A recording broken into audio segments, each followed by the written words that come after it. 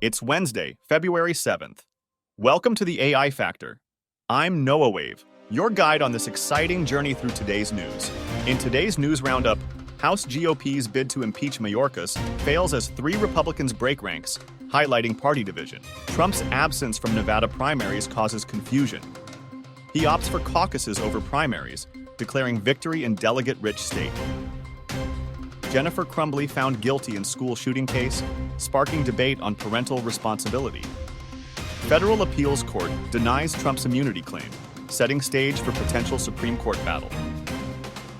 RNC Chair McDaniel's potential departure raises speculation on party leadership. Tucker Carlson's interview with Putin amid tensions and Florida security guards' heroism round out week's key events. Are you ready for a deep dive into the AI factor? The House GOP's attempt to impeach Homeland Security Secretary Alejandro Mayorkas has failed. Despite the Republican-led effort to remove Mayorkas from office, 3 Republicans joined Democrats in voting against the impeachment, resulting in a 214-216 vote. This marks a significant blow to the House Republicans who had made this a key political goal. The reasons for the failure of the impeachment effort are multifaceted. Some Republicans expressed concerns that Mayorkas' conduct did not rise to the level of impeachable offenses, while others argued that his actions were not in violation of the law. Additionally, the fact that the House GOP did not have the full support of their own party likely played a role in the failure of the impeachment bid. The implications of this failed impeachment effort are significant. It represents a setback for the House GOP and could potentially impact their ability to pursue other political goals in the future. Furthermore, it highlights the importance of having a unified front within a political party when attempting to pursue such a high-stakes action as impeachment.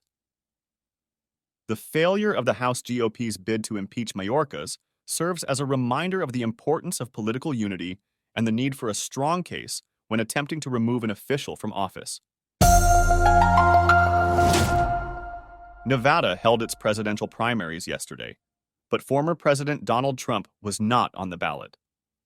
This has left many voters scratching their heads and wondering why. It turns out that there are 2 separate nominating contests in Nevada this year: a Republican primary and caucuses. The primary is a state-run event, while the caucuses are run by the state Republican Party. Trump has chosen to participate in the caucuses, which is the only state nominating contest that awards delegates. On the other hand, Nikki Haley is only appearing on the primary ballot. The decision for Trump to participate in the caucuses has caused some confusion among voters, as the primary is the more well-known and traditional event. Despite this, Trump has already declared victory in Nevada, as the state's 26 delegates are handed out via the caucuses where his name will be. This situation highlights the complexity of the presidential nominating process and the importance of understanding the rules and regulations in each state. Jennifer Crumbley, the mother of the Oxford High School shooter, Ethan Crumbley, has been found guilty of involuntary manslaughter. The jury in Oxford, Michigan, reached the decision after 10 hours of deliberation, following a trial that has captivated the nation's attention. The case has been a significant one, as it is rare for parents to be held accountable for the actions of their children in such circumstances. The prosecution argued that Jennifer Crumbley was grossly negligent in giving a gun to her son and failing to get him proper mental health treatment despite warning signs. The verdict has sparked a broader conversation about the responsibility of parents in preventing such tragedies. It sets a precedent for holding parents criminally responsible for their actions that foreseeably contribute to school shootings. The consequences of such events are irreparable, and the families of the victims will never be the same. As the nation continues to grapple with the issue of gun violence, particularly in schools, this verdict serves as a reminder of the importance of responsible gun ownership and addressing mental health concerns. It is a step toward justice for the families of the victims and a call for increased vigilance and action to prevent such tragedies in the future. A federal appeals court has denied former President Donald Trump's claim of absolute immunity in the case involving his actions following the 2020 election. The scathing ruling has several key takeaways that will have implications for the future of the case and potentially set a precedent for presidential immunity. The case involving former President Donald Trump and his claim of absolute immunity from criminal prosecution is indeed heading to the Supreme Court. The Federal Appeals Court recently ruled that Trump does not have immunity, setting the stage for a potential appeal to the nation's highest court. It's important to note that the Supreme Court has not yet decided whether to hear the case or not. If the Supreme Court agrees to take up the case, it will have the final say on whether Trump is immune from prosecution for actions taken while in office. As the case progresses, it's crucial to remain fair and impartial when discussing the matter. The Supreme Court's decision will have significant implications for the future of presidential immunity and the separation of powers.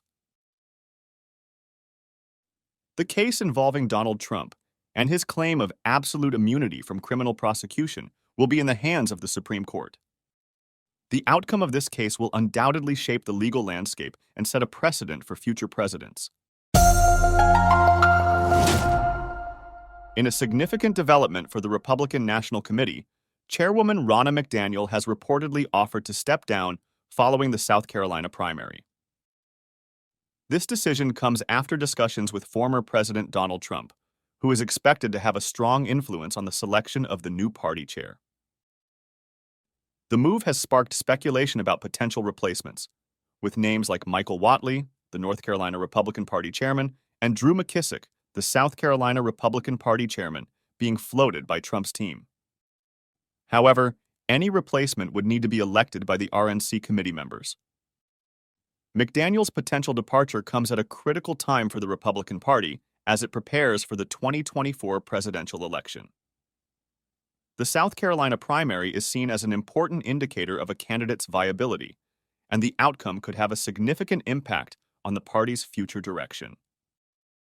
As the political landscape continues to shift, the future of the RNC remains uncertain. It remains to be seen who will replace McDaniel and how the new leadership will navigate the challenges ahead.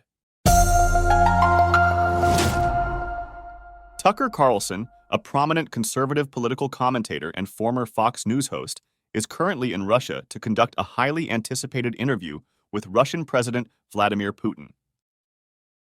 This interview comes at a time of heightened tensions between Russia and the West, particularly in the context of the ongoing conflict in Ukraine. Carlson has been vocal about his views on the conflict and has been critical of Western media's coverage of the issue. He has stated that his goal in interviewing Putin is to provide a more balanced perspective and to understand the Russian leader's motivations and concerns. The interview is expected to cover a range of topics, including the conflict in Ukraine, the state of U.S.-Russia relations, and the role of Russia in global affairs. It remains to be seen what will come out of this conversation, but it is sure to be a significant event in the ongoing political discourse surrounding Russia and its relationship with the West. In a recent incident in Florida, security guards at a strip club successfully prevented an armed suspect from entering the premises.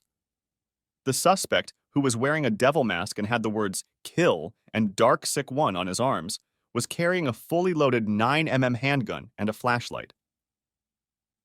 Security guard Manuel Resto noticed the armed man and attempted to take the firearm, leading to a struggle between the two. Two other unidentified individuals also joined in to help subdue the suspect until police arrived. During the incident, a single round from the suspect's gun struck the front door of the venue, but no one inside the club was hurt. This heroic act by the security guards potentially saved many lives, as the suspect's intentions were unclear. The incident highlights the importance of vigilant security personnel in public spaces, as well as the need for continued efforts to prevent such incidents from occurring. As we wrap up this episode of The AI Factor, we invite you to join us again for another captivating journey of the news. If you enjoyed today's exploration, don't forget to follow us on your favorite podcast platform and subscribe to stay updated on future episodes. If you have thoughts, questions, or intriguing stories you'd like us to explore, feel free to reach out to us at podcast@aifactor.news. Remember, we're committed to providing unbiased perspectives. We will never pull you left or right. Our mission is to take you straight to the facts. Stay curious, stay informed, and always keep an eye on the ever-changing landscape of the news. Until next time, this is Noah Wave, signing off.